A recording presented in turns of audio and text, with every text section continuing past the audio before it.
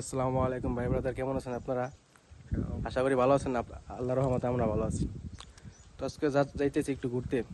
কপ day পোলা যাইতেছি পোলা বন্ধুর কাছে। কপ ডে, কাজ নাই সপ্তাহে ভাই 6 দিন কাজ। আজকে যাইনি, ভালো লাগে না। এত কাজ করে কি করুম, বউ নাই বাচ্চা নাই, সকালে যাই না। এত কাজ করে কি আছে। আজকে যাইতেছি ঘুরতে, মাঝে মাঝে ঘোরা লাগে বুঝছেন, খালি কাজ করলে হইব। তো ঘুরবেন ফিরবেন, মন ভালো থাকবে। তো বাসের জন্য অপেক্ষা করতেছে, বাস যাইতেছে না। তো জায়গাটা অনেক সুন্দর, ভাবলাম একটু আপনাকে দেখাই। দেখছেন মিনি একটা পার্ক, পোলা পানি এখানে খেলাধুলা করে। এই যে বাস স্টেশন, এখানে বাস আসবে। এখানে ইটালিতে সমস্যা একটা কি জানেন, বাসের জন্য অপেক্ষা করা লাগে। আর যদি নিজের একটা গাড়ি দেয় তাহলে কোনো সমস্যা নাই। ইটালি আসলে আগে গাড়ি কিনতে হবে। গাড়ি কিনবেন যে তারাও একটা সমস্যা, পাতেনটা মানে আলাদা।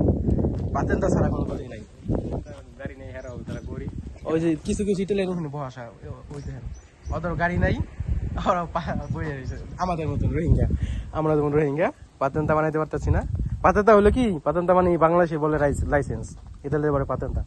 তো এটা আগে বানাইতে হইব, ইটালি থাকতে হবে। এটা বানাইলেই আপনার অনেক সুবিধা পাবেন, যে কোনো জায়গা যে কোনো মুহূর্তে যেতে পারবেন। আর নাহলে বাসের জন্য অপেক্ষা করতে হবে, আপনার মুহূর্ত শেষ হয়ে যেতে পারবেন না। এটাই হলো ইটালির কষ্ট হবে আমাদের। তো ভালো থাকেন সবাই, আজকে আল্লাহ হাফেজ।